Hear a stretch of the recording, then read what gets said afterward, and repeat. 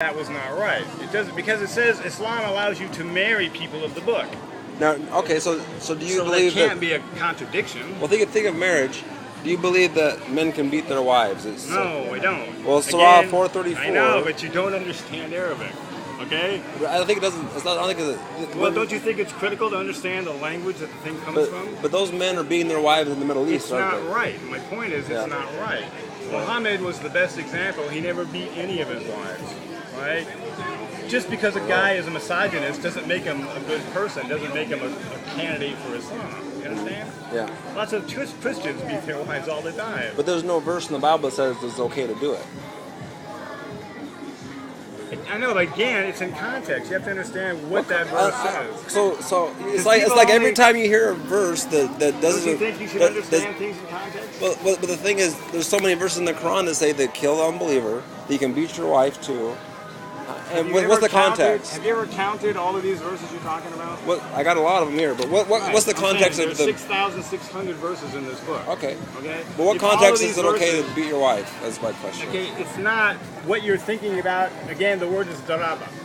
Daraba means also to admonish sternly, like verbally. Or beat, right?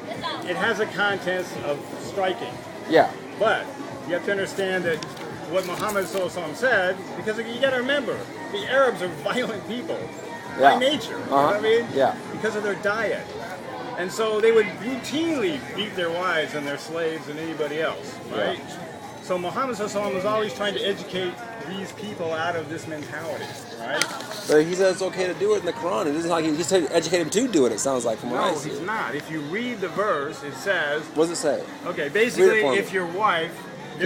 Read the verse. Just tell me. Show it. Don't say it from your mouth. I want to hear the Quran. 434. Like I said, we have online. You can read our commentary. I just want to hear it from the Quran, directly from the Quran. Because if someone picks up the Quran, this is what they're going to believe. Like when I get a Bible. 434. I go right to the Bible. That's what I want. I don't want to hear people's commentary. Tell me what the Bible says. Yeah, but if you don't understand the language it's written in, you're going by somebody's interpretation. Well, this is the interpretation right here that you're giving us through this book that you're selling. Okay, and if you fear a breach between them, okay, that must be 34. So probably 35. 35 in my book. Yeah, men are guardians over women because Allah has made some of them excel others, and because the men spend of their wealth. Mm-hmm. So virtuous women are those who are obedient and guard the secrets of their husbands with Allah's protection. And as for those on whose part you fear disobedience, okay, that word for disobedience is nushuz. Nushuz means moral transgression. Like your wife is being flirtatious with other men. Okay. Or she's, you know what I mean? So what is it? Okay, yeah, I got you. I mean, that's the context in Arabic. Okay, what is the rest? It doesn't mean, I'm not going to do the dishes. Okay. Yeah. Okay, admonish them. So everything is listed in order of what you do. Yeah. So the first thing you do is you admonish them. I saw that. Right. It doesn't mean I've read that verse before. It doesn't mean you just smack them. I just want to make sure you got the same verses I got. It's the same verse that I read. It says, admonish them and leave them alone in their beds. Next. Okay, that means that you separate from them. Yeah, you don't sleep with them. You don't sleep with them. Yeah, because the nature of the transgression is so severe that the marriage is in jeopardy. Okay. You understand? Yeah. The last thing you're allowed to do is chastise them. Mm-hmm. Right? And Muhammad, because of course, the Muslims read this, they get this verse and they go, how much can we chastise them? Yeah. They want to know. Yeah. Right? Sure. So he's educating them. He tells them this is where the hadith comes in to explain it. He says, look, you cannot strike them in any sense to leave a mark or to injure them or to do anything like that. So literally, it's like a slap. You know what I mean? That's the context. So slapping your wives is okay in Islam. Again, do you understand the whole context? You just said it's okay. I'm just making sure. Do you understand what I just said? Yeah, but you say so eventually. If you want to pull this out as a quote, it's okay to beat your wife. It's not. Well, slapping your wives, you're saying? It's the context that you have to obey. What's the chastisement that's okay in Islam? If your wife is disobedient, what's okay to do to her? Prior to divorcing them. Yeah. Do you understand that? Yeah. Prior to having the marriage fall apart. Yeah. If the woman is not coming to her senses, then the chastisement can involve a physical, light, chastisement. Yeah. But again, the word daraba also means just verbally admonish them. Okay. In fact, in most of the usage of this word, it means to verbally admonish them. No, do you guys... Understand? Okay.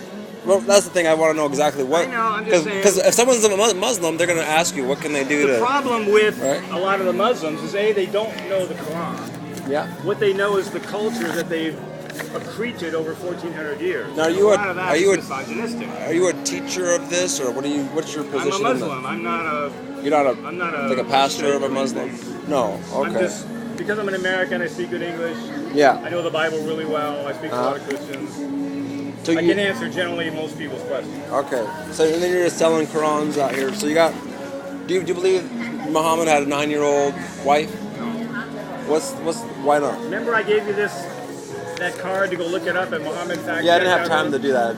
Well, you should make time because I had to come out here for personally you to talk just to have an opinion and not. I read a book. knowledge. It's Unveiling Islam. It's not. These are doctors that wrote these The books. point is the people who write these books. These were ex-Muslims. Exactly. Yeah. And they're basing their interpretation of Islam on how it's practiced by Muslims who have forgotten the understanding of their religion.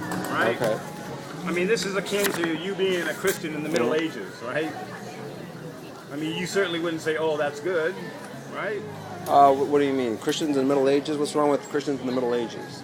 Like in the The Catholic Catholics. Church. I'm not a Catholic, so. I know, but they're Yeah. Christian. No, Catholics aren't Christians. Yes, they are. They No. believe in Jesus. That's not. Doesn't make you a Christian. What So makes you a Mormons Christian? believe in Jesus, See, in Islam, we say. but they have a whole other book called the Mormon, right? The Mormon Book of Mormon. So it's like, yeah. And the Catholics, the thing they pray to Mary. Basically, the whole they do a lot of- Aisha question. You want to know Yeah. the short version, right? They're what we call the hadiths, the traditions, Yeah. right? Yeah. This is only recorded by one person. Originally, the first recording of this information Yeah. was by a guy who was in his 70s at the time that he did this. He used to live in Medina, Yeah. and he recorded many hadiths. And his